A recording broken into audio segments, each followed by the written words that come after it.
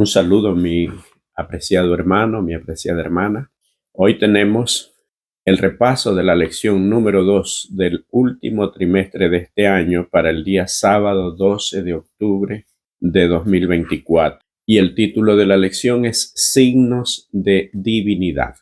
Lo que los autores de la lección de este trimestre tratan de enfocar es lo que Juan resalta en su evangelio acerca de las señales que hacen ver a Jesús como el Mesías, y no solamente como el Mesías, como el Hijo de Dios, como el Moisés.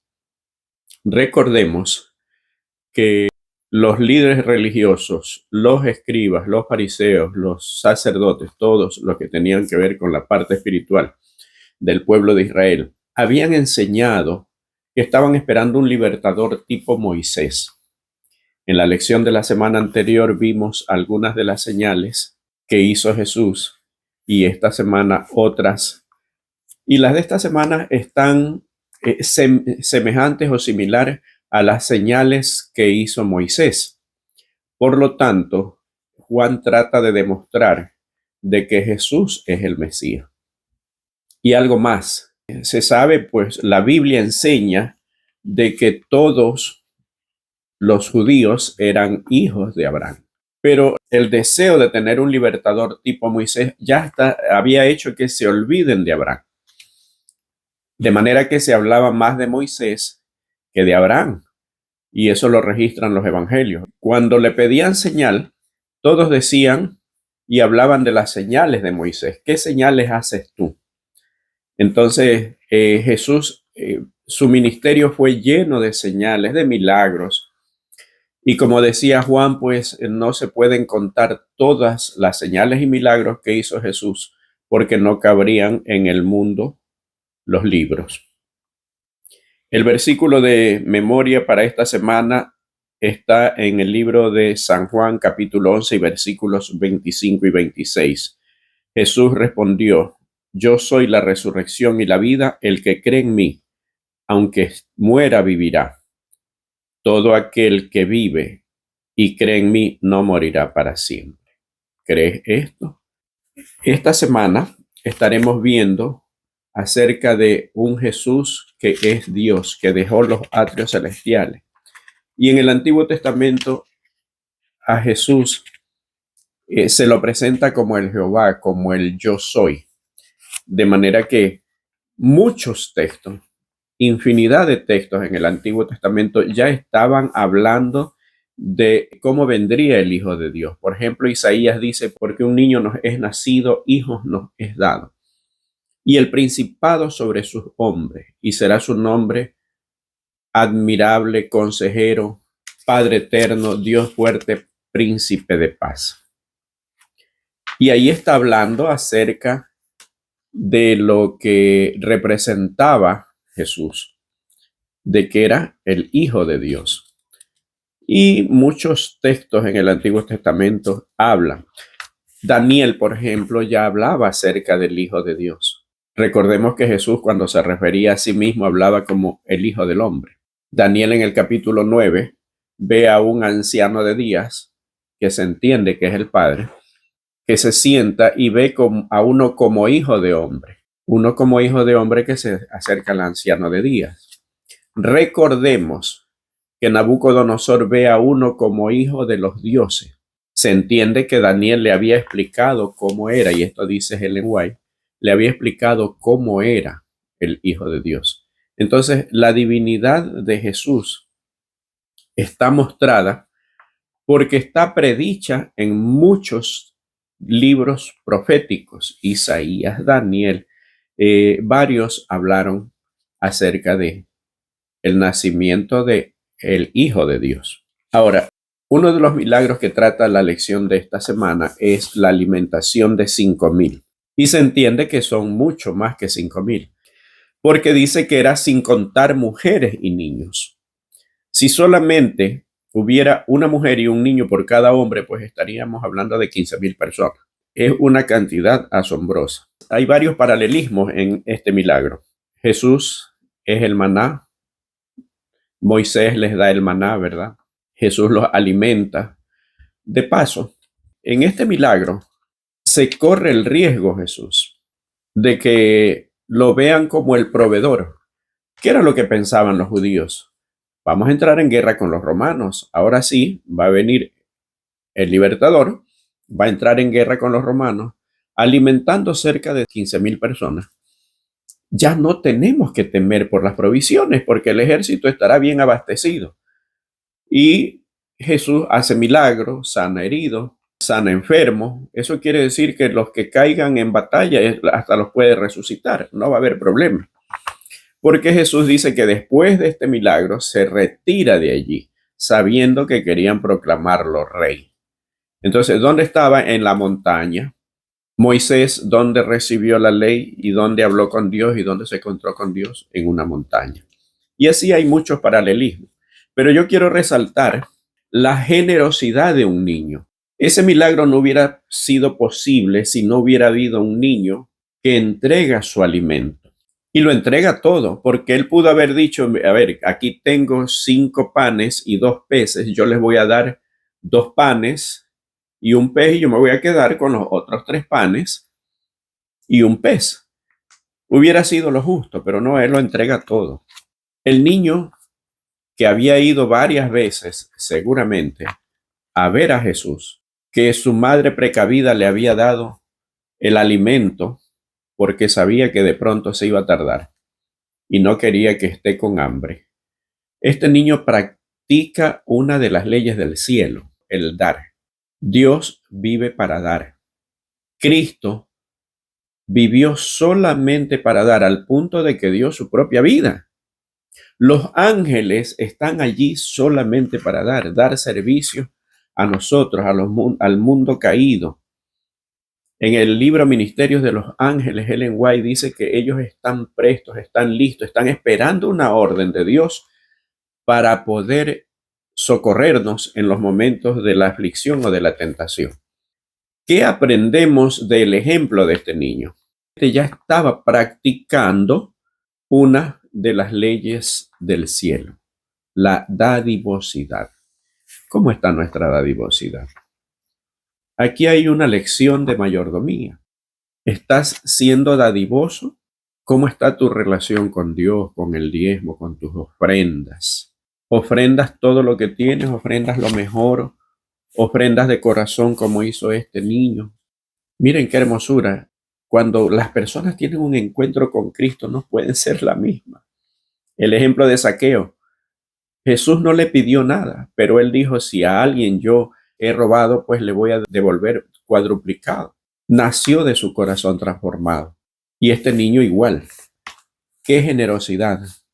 Y esto de seguro tuvo que haberlo también aprendido en el hogar y confirmado con las enseñanzas de Jesús. Y qué contento debió haberse sentido ese niño después de que vio el milagro. ¿Qué nos enseña esto? Que nosotros tenemos que hacer nuestra parte y Dios hace el resto. Cuando nosotros entregamos a Dios lo mejor, Dios hace que todo eso que nosotros le entregamos se convierta en una bendición. Y no solamente para nosotros, sino para todos. 15,000 personas beneficiadas por la generosidad y dadivosidad de un niño. Pidamos a Dios que tengamos el corazón de este niño, con esa transformación y esa generosidad. Entonces, quieren hacerlo rey a Jesús porque dijeron, este verdaderamente es el profeta. Y allí es cuando Jesús empieza a hablarles de que Él es el pan de vida, de que Él es el pan que descendió del cielo.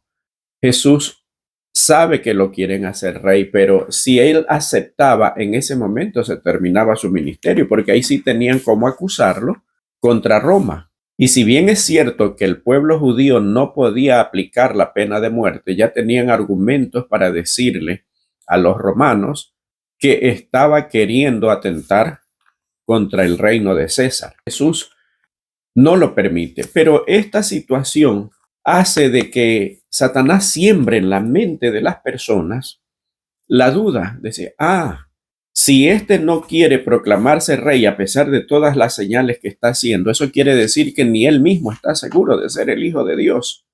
Esta seguridad que tenían se convierte en duda.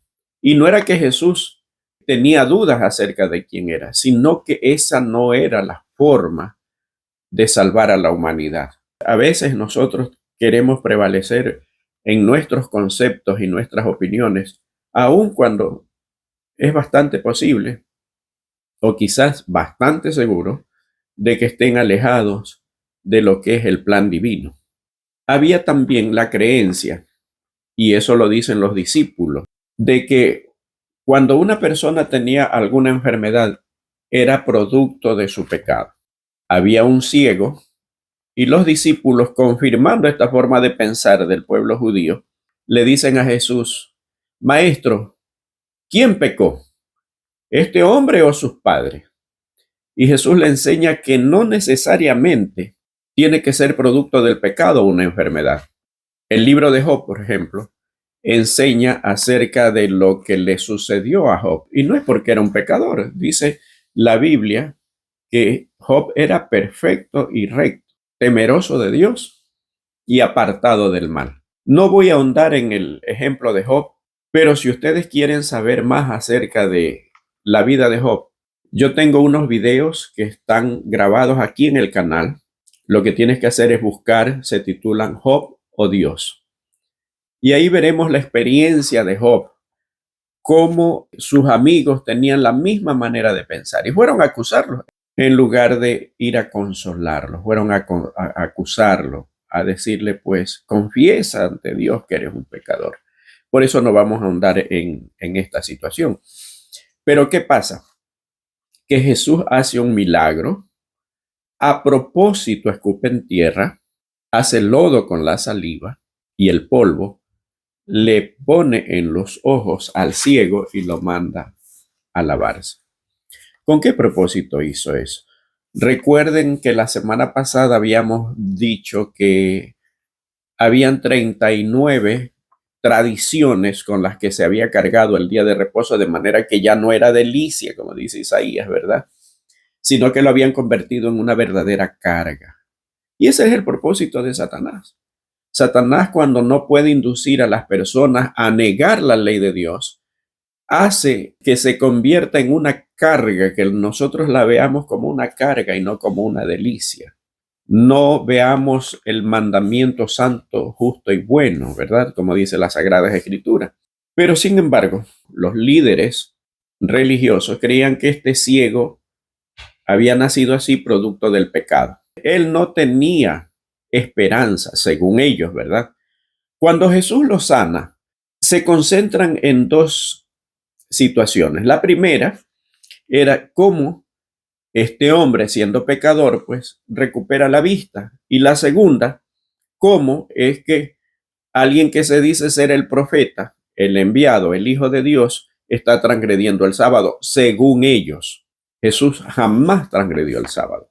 Simplemente lo rescató de tantas tradiciones, del secuestro que tenían, no solamente para el sábado, sino para la ley. Como habíamos visto la semana anterior, 613 tradiciones para toda la ley, 39 para el sábado. Lo que Jesús hace es con el propósito de rescatar, pero tanta ceguera les hace creer que Jesús estaba transgrediendo el sábado y que aparte de transgredir el sábado estaba sanando a un pecador que no merecía ser sanado. El interrogatorio va a tal punto de que es expulsado de la sinagoga. Sus padres son interrogados, el ex ciego es interrogado, pero lo hacen con un propósito de buscar algo contra Jesús. ¿Qué ceguera de los líderes? Y muchas veces esa ceguera también está en los actuales momentos en el mundo cristiano, diciendo de que el sábado ya no hay que guardar. ¿Por qué? Porque Cristo enseñó que no hay que guardarlo, porque Cristo hizo esto el sábado, hizo lo de aquel sábado. Jesús hizo lo que se debe hacer en día sábado, dedicarlo en adoración a Dios y hacer el bien a nuestros semejantes. En resumen, esa es la mejor manera de hacer del sábado para nosotros una delicia, como dice Isaías. Y luego tenemos la resurrección de Lázaro. Le dicen a Jesús de que su amigo Lázaro está enfermo y sus hermanas la mandan a ver. Cuando los discípulos escuchan que el amigo de Jesús está enfermo, pues ellos pensaron, pues bueno, vamos a ir a Jerusalén y allá corre peligro. Mas, sin embargo, Jesús no va de inmediato. Llega allá al cuarto día. Qué decepción para sus hermanas de saber que Jesús pudo haberlo sanado, pero no lo sanó. Y cuando llega Jesús, pues eso es lo que le dicen: si hubieras estado aquí, mi hermano no hubiera muerto. Y aquí hay muchas lecciones. Primera lección: a veces Dios parece que se tardara con nosotros. A veces tenemos una situación tan desesperante y pensamos que ya no tenemos solución.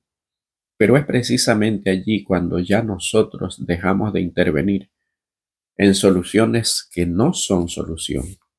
Y es cuando recién empieza a intervenir Dios.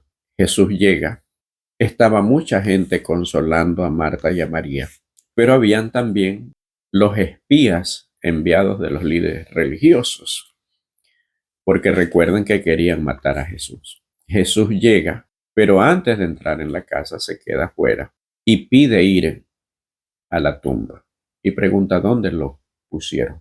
¿Acaso Jesús no sabía dónde lo pusieron? Claro que sabía, pero hay un acontecimiento aquí que llama la atención. Jesús, antes de la resurrección de Lázaro, llora. Y la gente decía: miren cuánto lo amaba, está llorando. Pero otros decían: si él hubiera estado aquí con tantos milagros que hace, ¿por qué dejó que su amigo muriera?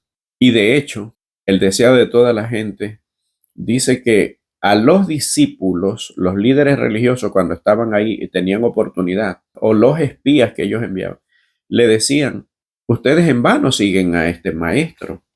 Miren lo que hizo con Juan. Él pudo haberlo librado, tantas señales y maravillas que hace, y dejó que Juan muriera. Y en algún momento va a pasar lo mismo con ustedes. Y a veces eso era motivo de desánimo para los discípulos. Y ahora le decían: miren, tanto que amaba a Lázaro, ¿y por qué lo dejó morir? ¿Por qué no hizo un milagro? ¿Por qué si ha sanado tanta gente, por qué no pudo sanar a Lázaro? Obviamente, tal como dijo Jesús, esto era para la gloria de Dios. Pero hay algo que, aunque no trata la lección, yo quiero resaltar. En Lucas está una parábola que se llama Rico y Lázaro, así dice la Biblia, ¿no? No lo dice como parábola de Rico y Lázaro, aunque es una parábola.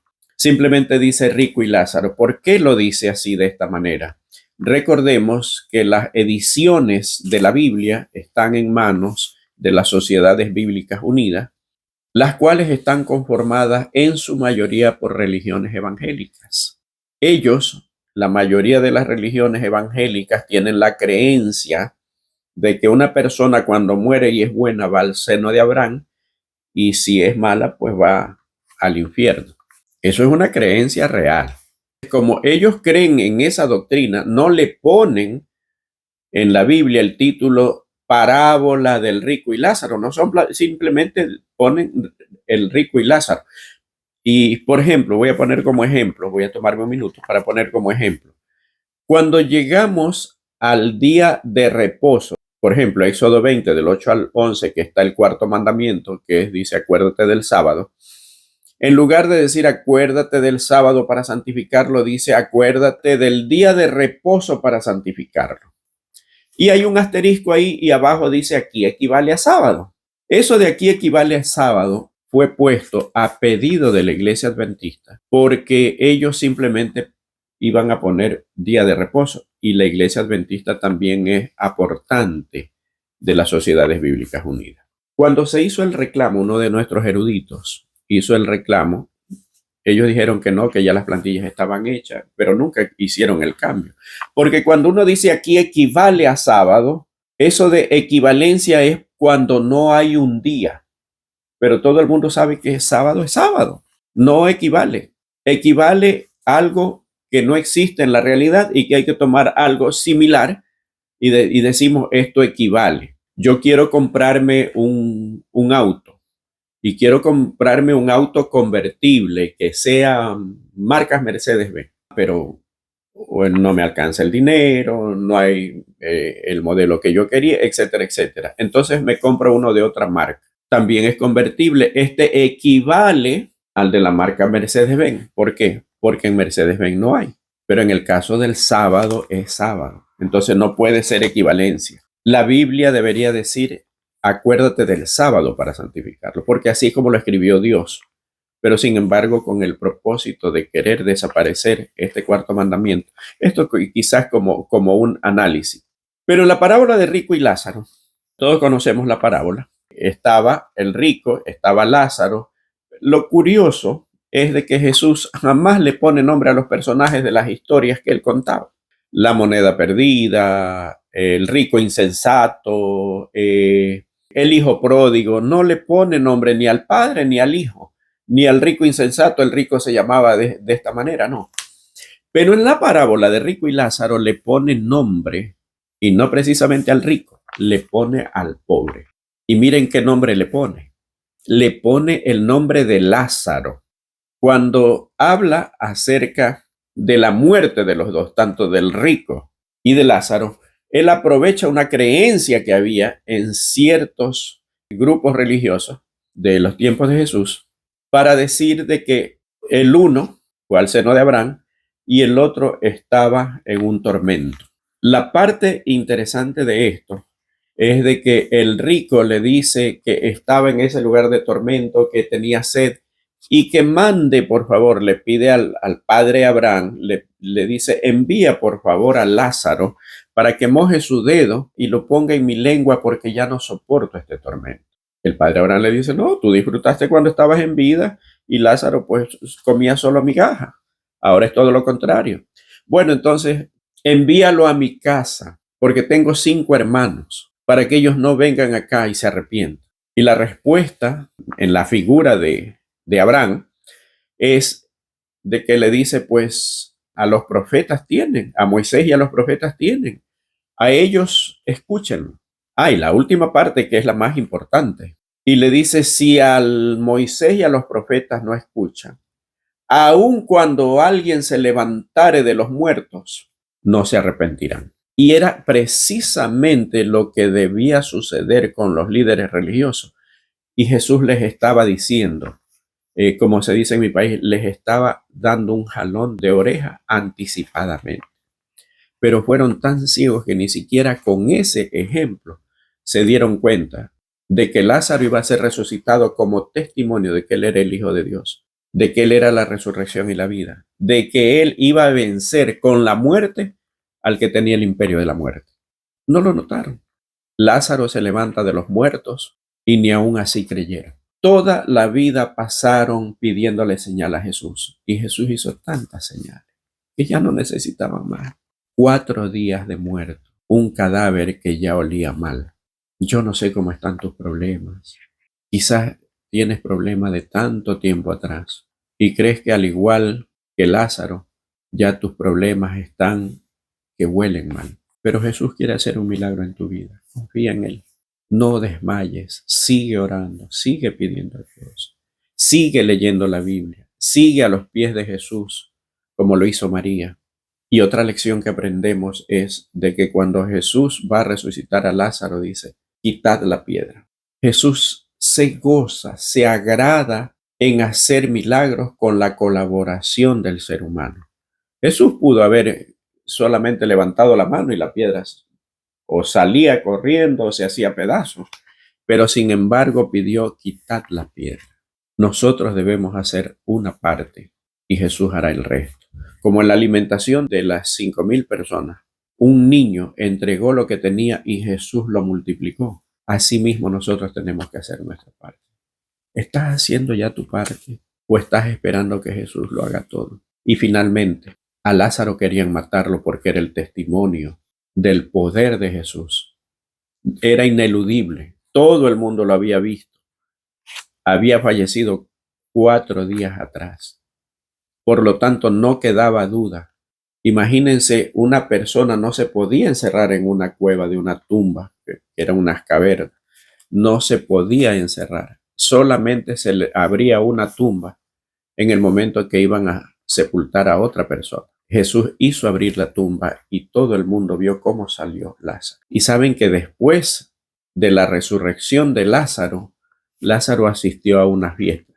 ¿Recuerdan la fiesta en la casa de Simón, el fariseo, a quien Jesús sanó de una lepra? En esa reunión, Lázaro pudo haber dicho, mi historia con la muerte es de esta manera. Uno entra en un túnel. Ustedes han de haber escuchado más de una persona decir que regresaron del más allá y que vieron un túnel, vieron una luz, etcétera, etcétera. Historias que Satanás pone en la mente de las personas para mantenerlos distraídos y que no puedan venir aquel que es el autor de la vida, de la resurrección, que es Jesús. Habrán engaños, no nos dejemos engañar. Para eso están, como dijo Jesús en la parábola del rico y Lázaro.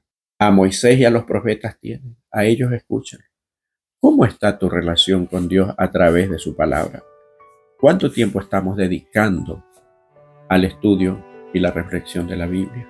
Hermanos, dediquemos más tiempo a Dios y Dios hará el resto. Gracias por tu atención, mi apreciado hermano, mi apreciada hermana, y estaremos viéndonos en la próxima lección la siguiente semana. Que Dios te bendiga.